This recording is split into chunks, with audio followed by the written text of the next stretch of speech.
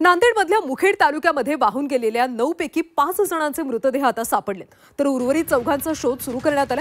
आज नांदेडमधल्या मुखेड तालुक्यामध्ये रिमझिम पाऊस सुरू आहे, त्यामुळे वेगवेगळ्या ठिकाणावरून वाहून गेलेल्या 6 जणांचा शोध सकाळपासूनच सुरू करण्यात आला।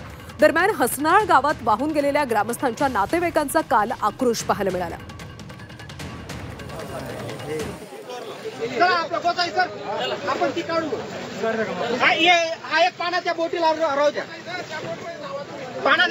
या ठिकाणी उपजिल्हाधिकारी आलेले आहेत विजिट देण्यासाठी। सर, काय सांगताल, काय किती गावामध्ये अशी परिस्थिती आहे? एकंदरीत मुखेड तालुक्यामध्ये मागील 2 दिवसापासून जो ढगफुटी सदृश या ठिकाणी पाऊस पडला, त्यामुळे जे काही लिंडी पुनर्वसनमधील रावणगाव, भासवाडी आणि हसनाळ या 3 गावामध्ये लोक या ठिकाणी अडकलेले होते। त्या अनुषंगानं काल सकाळीच SDRF टीमच्या माध्यमातून आम्ही रावणगावमधील 225 लोक सेफली रेस्क्यू केलेले आहेत। त्यानंतर हसनाळमधील 10 ते 12 लोक सेफली रेस्क्यू केलेले आहेत आणि भासवाडामधील 25 लोक आम्ही सेफली रेस्क्यू केलेले आहेत। पण एकंदरीत या ठिकाणी हसनाळमध्ये काल लोकांची कंप्लेंट होती की 5 लोक मिसिंग आहेत। त्या दृष्टीनं 4 लोकांची बॉडी या ठिकाणी मिळालेली आहे, आयडेंटिफाय पण झालेली आहे। 4 तरी आता माझ्याकडे आले। आत्ताच तुमच्या माहितीनुसार 1 देखील आपल्याला सापडलेली आहे। एकंदरीत 5 लोकांची आपण बॉडी आयडेंटिफाय झालेली आहे। लोकांचं म्हणणं आहे की लोकांनी 3 दिवसापासून काही खाल्लं नाही आहे, त्यांचं घरं पडलेत। मग आता कशा पद्धतीची मदत प्रशासनाकडून केली जाणार? या ठिकाणी लोकांना जे काही बेसिक फॅसिलिटी लागणार आहे त्या अनुषंगानं रावणगावमध्ये आपण तात्पुरत्या शेडची सुविधा केलेली आहे। त्या ठिकाणी रात्री लाईटची देखील सुविधा नव्हती, पण रात्री प्रशासनामार्फत जनरेटर लावून त्या ठिकाणी लोकांना दिलेले आहे। जेवणाची देखील सोयीसुविधा केलेली आहे। त्या लोकांना ज्या काही बेसिक फॅसिलिटी लागतात, जेणेकरून जे कपड्याची व्यवस्था आहे आपण प्रशासनाकडून करण्याचा या ठिकाणी प्रयत्न आहे। या दृष्टीनं माननीय जिल्हाधिकारी महोदय, माननीय पोलीस अधीक्षक साहेब, संपूर्ण प्रशासन या ठिकाणी सोबत आहे आणि या ठिकाणी मिलिटरीचं देखील आपण पाहतात की कॅम्प आलेला आहे, मेडिकल कॅम्प देखील आम्ही लावलेला आहे। नक्कीच। वैभव बालकुंदे, जी मीडिया, नांदेड। नांदेडमधली आताची स्थिती काय आहे आढावा घेतलाय आमचे प्रतिनिधी वैभव बालकुंदे। रात्री 2 वाजता अचानक पाणी आलं, लातूरचं पाणी आलं, पण आम्हाला कोणी सूचना पण दिली नाही।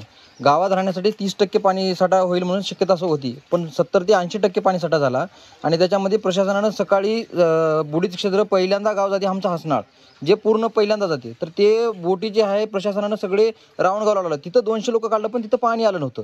इथं आलं पाणी, आम्हाला सूचना नव्हती। पाणी रात्री संपूर्ण 5 ते 10 मिनिटात टायराला असं गाडी सगळं पाणी झालं। पण पाणी झाल्यानंतर सूचना दिली, 70-80 कॉल केले, अनुप पाटील जिल्हाधिकारी, पुन्हा तिडके इंजिनियर, सगळं तिडकेनंच केलंय। पण हे जे बाकीचे जे बाजू आहे आता हे सगळं भरलं, आता सगळं झालं, तरीही आज मदत करायला आम्हाला आज 100 NDRF पाहिजे। जेवण्यासाठी कालपासून भूक लागली, जेवायला कोणी आलं नाही, द्यायला कोणी आलं नाही, बरं सामान न्यायला सुद्धा आलं नाही। संसार होऊन गेला, मीठ नाही, मिरचू नाही, अंगावरले कपडे आहेत, राहायला जागा नाही, काढता सुद्धा येत नाही। हो का, काय करा, पत्र वाहून गेले, घरात जे पैसे आहेत ते वाहून गेला, धान्य नाही खायला, लेकरं बाळे हो का रस्त्यावर आहेत, आम्ही कुठं राहावं, काय नाही, आमची काही सोय करायला पाहिजे की नाही बघा। सोनं गेलं, चांदी गेलं, जे आहे ते घरामधलं वस्तू वाहून गेले, काय खावं, लेकरे कपडे कोणते लेवाव, काय करावं सांगा। अंगावरले कपडे शिवाय काही नाही। नेजापर्यंत पाऊस आलाय, कसं करावं, जाजापर्यंत पाणी इथवर होतं। लेकरेला जीवन वाचून घेतले आम्ही, लेकरेला उकंडे नाही गेल्या पळपळू। तुमचे आता येऊन उपयोग काय आहे तुमचा आमच्या पुढी? आमचे लेकरं कुठं होते? इथं पुण्याला, मुंबईला काम करायला जातात, त्याला काय तिथून येणं होते का? तुमचे आता येऊन उपयोग काय आहे आम्हाला सांगा की? दुनियाचा पैसा ठेवल्या होत्या घरामध्ये, वाहून गेले, घर बांधाय म्हणून ठेवल्या होत्या पैसे, कुठे मिळतात आम्हाला आता पैसा? तुमचा सरकार बी आम्हाला पैसा येळाला देईना, कोणत्या लेकरीला पैसे दिले नाहीत आमच्या। पूर्ण आमच्या गावामध्ये पाणी घुसलं, तर ते त्याचे राजकीय पोळ्या साधण्यासाठी आले, फोटोशूट केले, निघून गेले, फोटोशूट केले। इथं पूर्ण राजकारण, इथं पूर्ण बीजेपीला मतदान पडलं नाही। बीजेपीचा आमदार जे आहे ते आम्हाला इथं सावत्र मुलासारखं आमचे व्यवहार आहे। इथं NDRFची टीम पाठवलं म्हणून भुयाला पाठवलं, त्याला कोट घालायला येत नव्हतं, कोट फोटोशूट केले, निघून गेले। मदत पोहोचली म्हणजे तर मदत काही पोहोचलं नाही।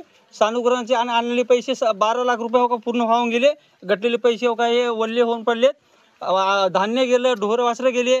फक्त आम्ही जीव वाचण्यासाठी पळायला, तरी सोबतच्या माणसाला जीव आम्ही त्याचं वाचू शकलो नाही। ह्या पद्धतीचे होण्याचे कारण एकमेव तिडके साहेब, इंजिनियर, कारण ते आम्हाला सांगितले की आमदार आम्ही बुडी क्षेत्रातले जे तुमचे गाव 5 जाणार आहेत, ते 5 गावामध्ये 30% पाणी आम्ही रुकिता, 30%च्या वरी पाणी येणार नाही याची ते आम्हाला आश्वासन दिले।